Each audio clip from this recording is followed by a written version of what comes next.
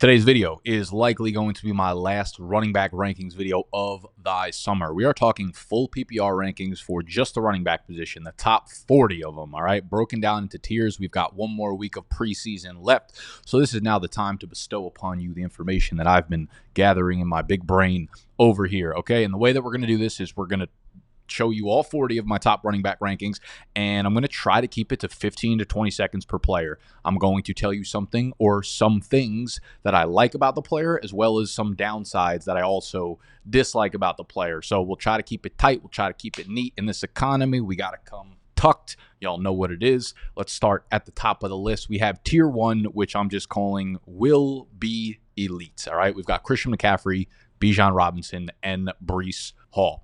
Christian McCaffrey is about as dominant of a fantasy player as there has ever been. The only worry right now with him as my RB1, which I just recently moved him back there right before this video, is that he has a calf strain that he's dealing with, but apparently he's fine, and had it been a regular season week, he would be playing. With Bijan Robinson as my running back 2, he is an all-world talent that obviously got a little firked by Mr. Arthur Smith last year, but they have a phenomenal offensive line. They should be a much better offense with Kirk Cousins playing quarterback and giving them stability. They also have a new offense and new system and head coach in Raheem Morris, who is likely going to feed Bijan Robinson like Todd Gurley was fed in his prime in LA. And if you remember Todd Gurley during those fantasy years, he was a league winner. You could not have won your fantasy league without Todd Gurley on your team. That's the type of upside that Bijan Robinson has this year. And the last player in this tier is Mr. Breece Hall, a dude who popped off last year despite being fresh off an ACL tear. Now you have Aaron Rodgers back under center. Same thing for Bijan. Gives the running back far more stability. The Jets' offensive line has also been heavily invested into and has more depth than it has ever had. He is a 3-down back that will not really come off the field unless they want to use Braylon Allen in short yardage situation. But Breece Hall's upside is as good as either of the two above him. They are all size guys, 3-down guys, pass-catching dudes, explosive dudes, big playmakers. Like, love all three of them, can't go wrong with them. Tier number 2 is the could-be elite tier that could make the jump into the number 1 overall pick or number 1 overall running back for the year heading into next year. And that is 5 dudes. I have Jonathan Taylor at RB4, Kyren Williams at RB5, Jahmyr Gibbs at RB6, Saquon Barkley at RB7, Isaiah Pacheco at RB8. Now, Jonathan Taylor and Saquon Barkley, I'm just going to kind of throw them together. They're the 4 and 7. The upside is that they are phenomenal specimens of athletes, right? They have this 3-down size. They have breakaway speed. My concerns with more so Saquon is Saquon's 2 years older than JT, so I think JT's a little bit more in his prime, but they're both in phenomenal offenses. They're both behind phenomenal offensive lines, but they both have very mobile quarterbacks, all right, who are going to steal a lot of goal line work, that are going to steal a lot of rushing touchdowns. And these types of mobile quarterbacks do not dump the ball off to their running backs very often, okay? So I worry about their pass-catching upside, and I worry about their touchdown upside. Now, if you told me that Saquon scored 10 rushing touchdowns this year, JT scored 10 rushing touchdowns this year, I would believe the shit out of that, and I wouldn't look back and be surprised. Problem is, when you are starting to compare those guys to the C-Max or even like the Kyren Williams who scored, I don't know, like 16 touchdowns in 12 games last year, you need that type of ceiling in order to be an elite running back. And I think the touchdown upside for those guys is just a little bit capped. I also think Saquon overall is just not the same explosive player that he was when he entered the league. I think the injuries have hampered him a little bit. I think the scar tissue has built up a little bit. But overall, obviously, great situation. They gave him a big contract this offseason, so can't push him too far down the ranks. Kyren Williams, I'm not overly concerned about Blake Corum there. When Sean McVay trusts a running back, he trusts a running back. And Kyren Williams had the single best running back season in fantasy last year out of all running backs not named Christian McCaffrey. I don't think it was fluky, given that the Rams offensive line performed as a top 5 offensive line, and now that has turned from a liability into an asset. He is a goal line scorer. This should be a very explosive offense again with a lot of good weapons, but relatively condensed between Puka, Cooper Kupp, and Kyren Williams. Blake Corum will take a little bit of the work off the top, but I think when McVay has a guy like Gurley or McVay has a guy like Kyren Williams that he really likes, I don't think he ever really liked Cam Akers. I think he will feed the shit out of him. My RB6, Jahmyr Gibbs, crazy good, explosive rookie season behind probably the best offensive line in the NFL. The reason he's not higher is David Montgomery is still there. Had this been like Jamal Williams, I don't think I could rightfully sit here and be like, yeah, I think Jahmyr Gibbs is going to get 70% opportunity share. I don't think it's going to happen. I don't think that's how Dan Campbell wants to build his bully of an offense, his bully of a team. I think he likes giving the ball to David Montgomery and opposing that will on defenses. So Jahmyr Gibbs had a great season last year. I think he will be just as good, maybe a little bit of a build on it, but I don't see a world where he overtakes David Montgomery fully for the workhorse role. So that is a little bit of my concern. He also just came up limp with a little bit of a hamstring injury in practice last week, but they said that he should be back out on the field for this upcoming week at practice. So again, if we could see 3, 4, 5 days of full practices before the season starts, we're not overly concerned with it. And the last guy in this tier was the RB8, and that is Isaiah Pacheco of the Kansas City Chiefs. This Kansas City Chiefs offense is going to have one of the most legendary bounce backs you've ever seen, okay? It's going to be a Spalding ball off of a goddamn brick wall because Isaiah Pacheco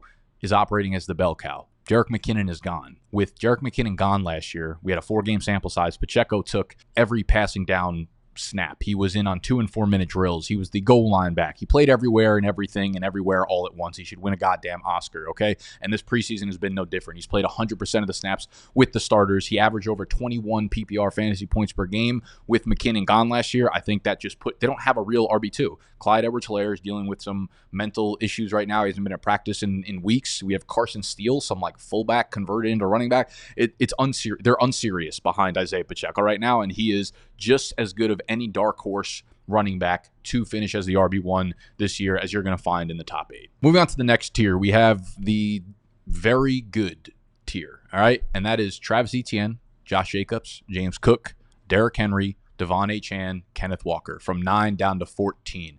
Travis Etienne, I have trouble ranking him really this high, but as a PPR back, he is slated to just have a massive workload again. And if you believe in Trevor Lawrence, if you think he's going to take another small step up in his quarterbacking, I don't know if we'll ever see him be elite, but that will obviously extend to Travis Etienne. Travis Etienne is one of the few like really, really explosive players at the running back position where he could score from 30, 40, 60 yards out. And he did that often last year. So he has a lot of boneheaded plays where he, kind of lacks a little bit of vision and gets tackled behind the line of scrimmage, but he makes up for it with the type of explosiveness. And he proved it last year. So I don't think they have anything real serious behind him in Tank Bigsby. So Etienne feels like a really high floor player that I don't really ever see being like the overall RB1. Josh Jacobs moves over to Green Bay. He is now the front runner to get a shitload of work in an up-and-coming offense. My concern with Jacobs was that they drafted Marshawn Lloyd in the 3rd round, but Marshawn Lloyd's missed a lot of time recently and will continue to miss the next couple of weeks with a hamstring strain. So I think that means Josh Jacobs' opportunity share is going to spike. This is an offense that's projected to score a lot of points. They will probably use Jacobs in the passing game heavily now that Marshawn Lloyd is hurt. Jacobs is coming off of his worst efficiency year, but obviously the Raiders offensive line did him no help out there. So I think it's kind of a wash there. Again, I'm not super high on Jacobs. I don't think we'll ever see that type of 2022 season he had, but I think he's probably a much better pick now that Marshawn Lloyd is hurt, and we'll see a lot of passing game work go to Jacobs. James Cook, my RB11. So this Buffalo Bills offense over the second half of last year ran through James Cook. With Joe Brady at the helm, they were throwing it, they were passing it. Everything was going towards James Cook. And James Cook has now played 100% of the snaps with the starters so far in every preseason game as well. He's not coming off the field in short yardage. He's not coming off the field on 3rd and long. I think there's a world with Stephon Diggs and Gabe Davis gone and having the single most vacated targets in this offense that James Cook gets up to 70, 75, 80, 85 targets, right? That is his strength. His strength is the pass catching part of his game. And in full PPR, I'm happy taking him as an RB1. I think we might be underestimating just how much work James Cook is going to get in this offense. Rounding out the RB1s, I have Derrick Henry down here at RB12. This is full PPR, so I feel like it's kind of self-explanatory. He'll probably catch about 15 passes in this Baltimore offense. If that, the touchdown upside is about as legendary as you're going to find, right? Gus Edwards led the league last year in goal line carries, scored 13 rushing touchdowns. So if Gus Edwards can do that, kind of feel like Derrick Henry probably can do that with a little extra sprinkle on top, and now he gets to run behind Lamar Jackson. My one concern is that this offensive line lost a lot of really good veteran pieces, so I think Lamar probably masks a lot of offensive line concerns, but it definitely is something to note if you think Derrick Henry has lost a little bit of step and now he's got to make a little more motion and get a lot more going in the backfield than he previously did. And if he did lose a step, he's going to have trouble behind that offensive line. So that's really the only thing. But he has no real competition behind him. Keaton Mitchell is recovering from an ACL tear. Rasheen Ali's on the verge of getting cut. And then you just have Justice Mid-Hill out there. So Derrick Henry, his workload is about as safe as it can get behind a mobile quarterback in Lamar Jackson. Rounding out the tier, we have Devon Achane as my RB13. And this is probably surprisingly low for a lot of y'all. I think with Devon Achane, I don't think people realize, like, despite how explosive he is and how much of like an agile, smaller back he is, he didn't really catch a lot of passes last year. He caught 27 balls. Obviously, it was very limited. He played in 11 games, but still, you're talking about two catches per game, which over the course of a 17-game season still averages out to about 34, 35 catches for the season. Now, he can get more involved that way, of course, but what we're seeing so far this offseason, like, they clearly still have Raheem Mostert pegged as a big part of this offense, right? He is playing a ton of snaps with Tua. In the preseason, he is still a really effective goal line back. They gave him an extension to keep him on the team. Jalen Wright is definitely more of an insurance play for Achane, and I think they'll get him more involved, obviously. But I think his really, really high ranking in the beginning of the summer was more geared toward the fact that, like, we just assumed going to the sophomore year after a legendary rookie year that he was going to jump up from like a 35% opportunity share, 40% opportunity share to be the dominant back here, like 60%. I still think there's a chance that happens, but they also lost their two best run blocking linemen in Robert Hunt to Carolina and Connor Williams. So that's another concern of mine where I feel like they could just be super, super pass heavy.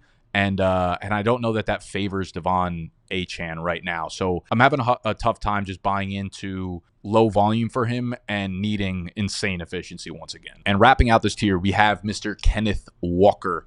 He is someone that just kind of excites me. I just love his upside. I don't have a ton of logic behind it. He hasn't yet put it together in 2 years. He's been good when he's been on the field, but he hasn't been on the field much. But everything out of camp over there, Mike McDonald, like their new coaching staff, seems to absolutely love this dude and plan to use him on all three downs as an actual workhorse, which is what we wanted to see with him coming out of college. So if you believe in this offense, you believe it being a little bit more like spread out and opening up more lanes for him to run. He's been a really efficient runner, obviously, since he's come into the league, and his explosiveness gives you that crazy, crazy upside where a lot of players in the next tier are more high floor players, right? We get into the Rashad Whites and Kamaras and David Montgomerys in a second. Kenneth Walker feels like he's got more upside. If Kenneth Walker can put a full season together where he's able to stay healthy, I think that we will see him operate as a three-down back, and he feels like one of the better picks in that like dead zone, middle of the running back ranking type of break. All right, so we're 14 players in. We're about 14 minutes in.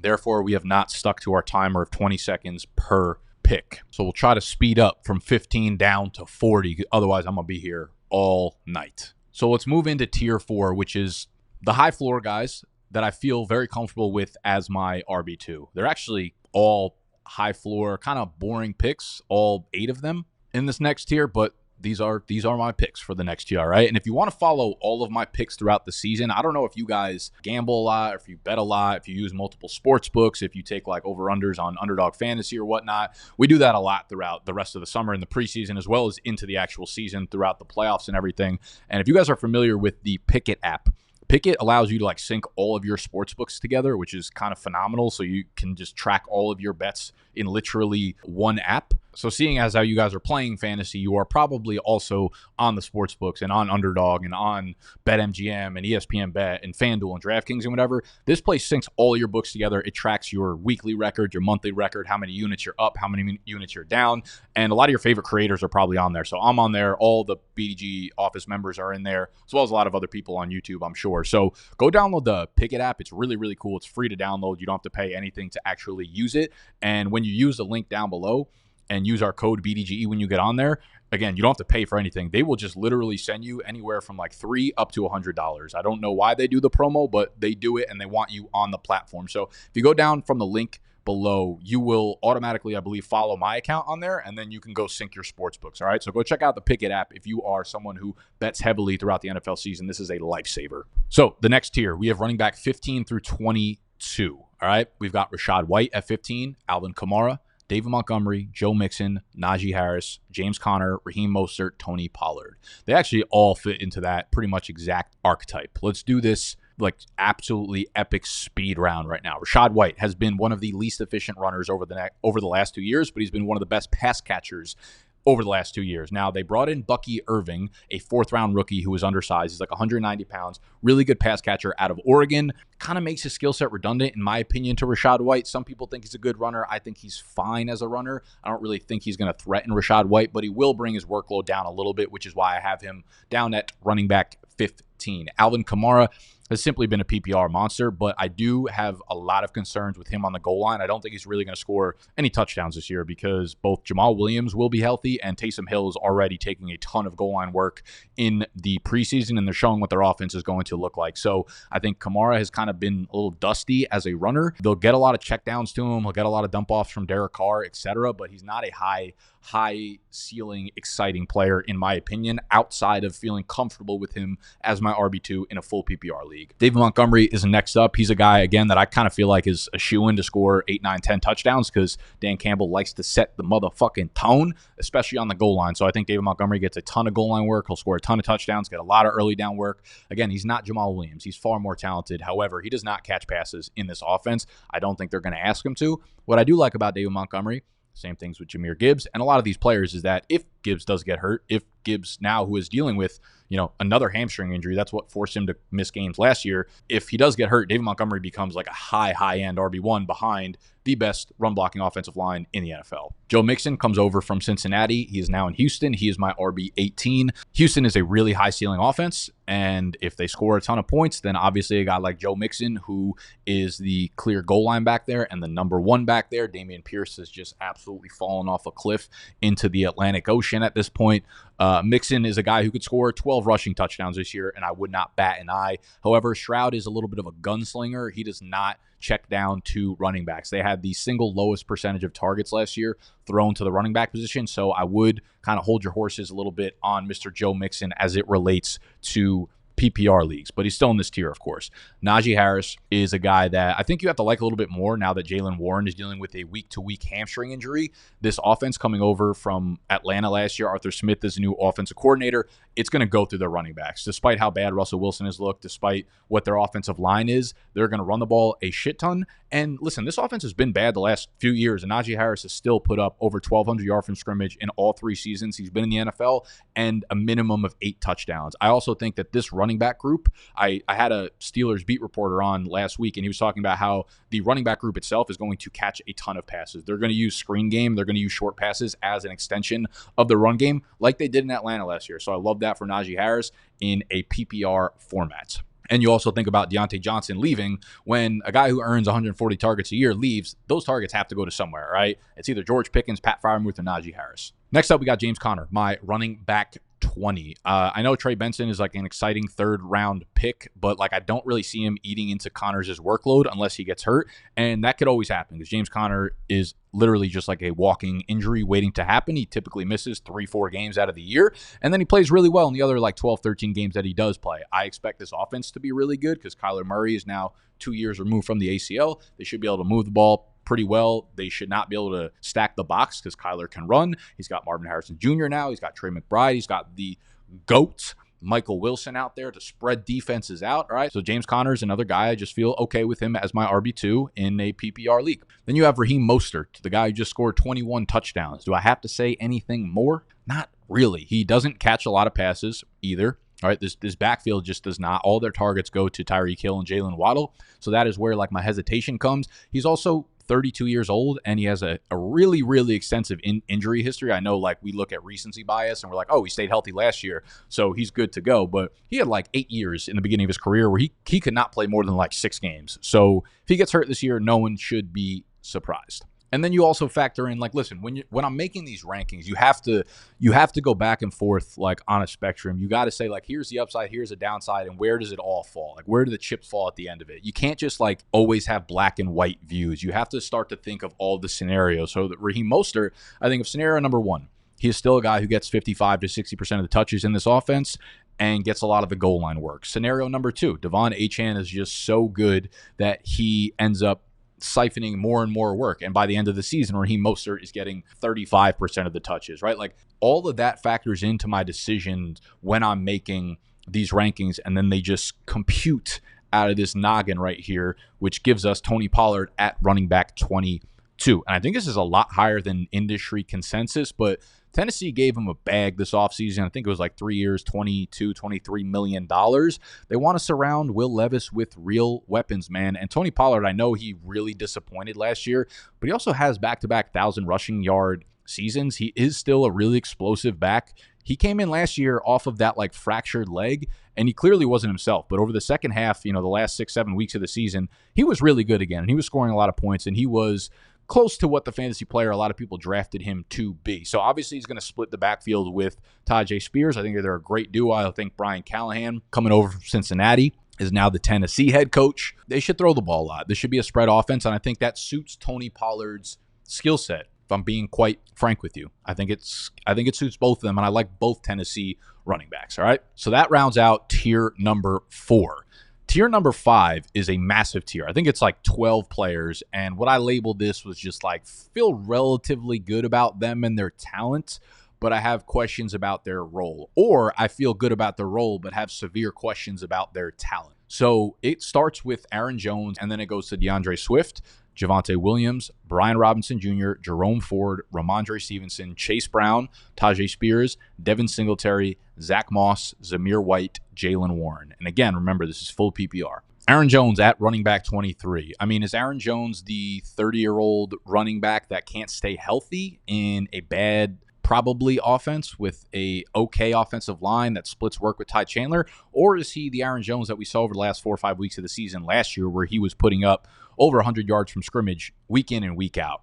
Probably somewhere in the middle. I think he'll be a fine RB2 this year, but I don't see a world where he scores a ton of touchdowns. I don't think he's just as explosive of a player as he once was, in his prime, 24, 25, 26 years old anymore. So I think you dock him a little bit for that. DeAndre Swift at running back 24. He signs with Chicago, gets a bag from them. The upside here is that Swift is the workhorse in a Caleb Williams-led offense that could be really, really, really, really good. The downside here is, one, I think it's still a bad offensive line. I think DeAndre Swift has always struggled with vision problems, and he's always been able to run behind either Philly or Detroit, which are great lines, which have led to pretty good fantasy seasons. But behind a bad line, he could struggle. Khalil Herbert's also really talented. They still have Roschon Johnson. I don't know how this goal line work is going to split up. I don't know how the early down work is going to split up. The short yardage work is going to split up. Caleb Williams is someone who steals goal line work. He's a good runner of the football. He also doesn't really dump off to running backs because he is a slinger, just like I expressed with Stroud and Mahomes and all those types of players. So I have my concerns with DeAndre Swift. I have my concerns with Javonte Williams, but he is still a top 25 back to me. He's looked really good this summer so far. It is a two-man backfield between Javonte Williams and Jaleel McLaughlin. Javonte should be the goal line back. Javonte should be the early down back. And in Sean Payton's offense, they throw the ball to their running backs at an obscene rate. Sean Payton's offenses in each of the last 2 years that he has head coached have led the NFL in percentage of just target share that has gone to the running back position last year. And then in 2021 in New Orleans, it is just a theme of his offense. So Jaleel should catch a lot of passes, but so should Javonte Williams. And I think Bo Nix is probably a little bit better than we're all expecting him to be. Brian Robinson Jr., splitting work with Austin Eckler, but he was splitting work with Antonio Gibson last year. So I think the upside is probably capped a little bit here because Eckler will play in 2-minute drills and on obvious passing situations. Jaden Daniels is here to steal a little bit of like goal line work as well. I will say though, Brian Robinson played well last year, and Sam Howell had a random 5 rushing touchdowns. So I don't really see Jaden Daniels vulturing that many more rushing touchdowns. So I think Brian Robinson is fine. I think he'll get similar to Javonte Williams, where he'll get some pass catching work on early downs because he is just overall just a good pass catcher. Jerome Ford is the next guy up on this list, RB27. Last year, he had a great PPR season, only led Christian McCaffrey in terms of receiving touchdowns. Going into the year, Nick Chubb is still extremely unhealthy, and Jerome Ford should carry the bulk of the volume out there in Cleveland. Running back 28, we got Ramondre. This is a bad offensive line. This is probably going to be a bad offense. Antonio Gibson is without a doubt going to be far more annoying for a PPR league for Ramondre Stevenson owners than we are giving credit for. All right. So Ramondre will be the goal line back. He'll get early down work. He'll catch some passes on early down, just like the other guys we named, but he's in a much worse situation than those other guys. And he's also splitting third down work with Antonio Gibson, who's not a good runner, but he'll catch a lot of passes out there in New England. RB29, we got Chase Brown, who is splitting the backfield with Zach Moss. There's just a ton of opportunity, obviously, in the Cincinnati backfield. The reason I lean towards Chase Brown is that he's just a more explosive athlete. He's got a lot more upside in this offense, in my opinion. he has his vision concerns for sure. He reminds me a little bit of like the DeAndre Swifts or the Miles Sanders or some of the rookies that have come in this year, like the Marshawn Lloyds or Trey Benson, and like DeAndre Swift and Miles Sanders. The explosiveness can mask a lot of the vision or those types of problems, and you could have great years, but you could also have awful years, which we've seen from both of those guys in and out, both sides of the spectrum. So Chase Brown in a good offense behind a projected improved offensive line. I like Chase Brown a lot. Tajay Spears in Tennessee. I still think Tony Pollard is going to lead this backfield in opportunity share, but in a PPR league, he should get plenty of work. Devin Singletary is my RB31. He is operating as the workhorse, although we have not really seen Tyrone Tracy because he's recovering from that ankle injury he had a week or two ago. But I don't know that Devin Singletary is someone that's talented enough to hold off a dude like Tyrone Tracy all year, or at least not start to seed some pass catching work to another running back. Devin Singletary is not going to be able to carry the ball 30 times per game. This is not an offense that's conducive to scoring a lot of points. They're not going to be on the field often. Like, it's a terrible offensive line. Improved this offseason for sure. They signed some dudes, but overall still like bottom 10, probably like bottom 8 offensive line. You just don't want to draft running backs attached to those types of situations. Running back 32 is Zach Moss, who, I said a lot about Chase Brown already. I think Zach Moss is probably just a safer bet. He's like a better runner. He'll probably get more goal line work. I think Zach Moss is probably less likely to fuck up this role, okay? But we also have like a 3-year sample size of him being super, super average in Buffalo before being good for about 4 weeks in Indy last year. Running back 33, we got Zamir White of the Raiders. Now, this feels probably a little bit lower than consensus for sure, all the way down at running back 33. But this is another offense that I have major concerns about. Like, I don't think they're going to score a lot of points with Gardner Minshew at quarterback. He's going to be off the field in passing situations. He's going to be off the field on third downs. He's going to be off the field on 2- and 4-minute drills.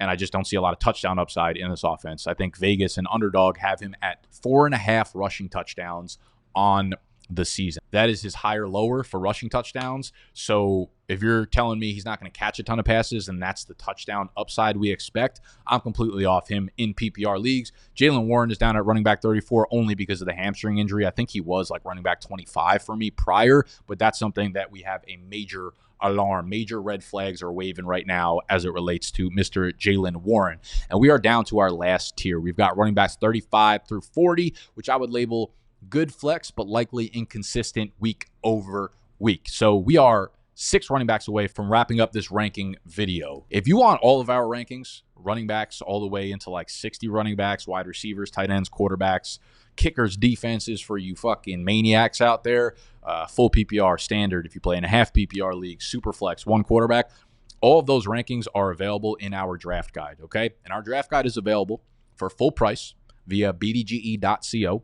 But for the least expensive way for you to get it, major discount, literally just $10, go to underdogfantasy.com or just download the Underdog Fantasy app. The link is the first one in the show notes, so do that right after the video is done. Underdog Fantasy, download the app, use promo code BDGE if it is your first time depositing on there. And not only will you get the draft guide access emailed to you instantaneously just for signing up with our promo code, but you're also going to get a Lamar Jackson free square for week 1. So half a yard passing for week 1. You're an auto winner on the app when you sign up using our code, and you're also going to get a deposit match. They just boosted this up to $1,000. So if you got big money out here, if you're not a broke boy and you put a bunch of money on their app with our code, they're going to hit you with the deposit match all the way up to $1,000. Holy guaca-fucking-moly, all right? Underdog Fantasy, promo code BDGE if you are a first-time depositor to get that draft guide for free. But bdg.co if you need to buy it at full price because you've already signed up for Underdog Fantasy, which case I still love you for supporting either way. Running backs 35 through 40. We have Zeke, Jaleel McLaughlin, Austin Eckler, Rico Dowdle, Chuba Hubbard, Gus Edwards. Nothing like super excited. Zeke, I still think is going to catch more passes than people are expecting. If we saw what he did in New England last year, he's still got some fucking fists over there, all right? And this is an offense that scores a shitload of points and has so much opportunity in the backfield. Next up, we got Jaleel McLaughlin, who I already said is going to be used in that like Darren Sproles role. And Darren Sproles under Sean Payton in New Orleans was a PPR monster. All right, so don't overlook Jaleel McLaughlin. Austin Eckler, I don't really like him here, to be honest with you. I'm not really targeting him anywhere, but he will catch a decent amount of passes. I think Antonio Gibson caught like 50 balls last year, so you could do worse. And on the off chance, I give it like 5% that Austin Eckler is not cooked and he's actually still like kind of elite. You want to factor that in there a little bit, but it ain't happening. Rico Dowdle, I think that no matter what, you should leave every draft with some piece of the Dallas Cowboys backfield. Some people like Rico Dowdle to lead the backfield in opportunities or touches, etc. I think he's just a super fucking average running back. But again, average running backs can be good for fantasy for a 1-year window if the opportunity is right. And the opportunity feels right for Mr. Rico. Chuba Hubbard is 39 on the list. That is because Jonathan Brooks, the super talented rookie, is coming back from an ACL tear. They're not going to rush him. Don't be surprised if he starts off on the PUP list and Chuba Hubbard acts like a bell cow for the first month or two of the season like he did for a lot of last year. So all the way down at running back 40, I think you could do worse for the first 5-6 weeks and then figure it out afterwards. Last on this list, we have Gus Edwards of the Chargers. This is a full PPR league again, guys, so Gus Edwards is going to catch about 6 passes this year. We also have no idea what's going on in that backfield between him and J.K. Dobbins and Kamani Vidal and Jared Patterson, Isaiah Spiller. Like, it's all a mess. All of them have dealt with injuries at some point this summer. You have Justin Herbert dealing with his injury. I've got very little faith in this offense, very little faith in this backfield, so I'm pretty much staying away. I'm okay targeting Kamani Vidal if he doesn't even fucking get cut at this point in like the last round of your fantasy drafts. But Gus Edwards, I feel like he was like the RB25 for a long time. I am fucking out and about on that one, all right? That's the top 40 running backs. We're doing the wide receiver version of this exact video tomorrow. I might need to catch my breath until then, though. The amount of editing that Tony probably did not do in this, I make his job motherfucking easy because I just be yapping. But that's it, all right? Wide receiver ranking tomorrow. Make sure you subscribe to go sheet at and go cop the draft guide. Underdog Fantasy. Download the app. Promo code BDGE, and I'll see you when I see you. Smoochies.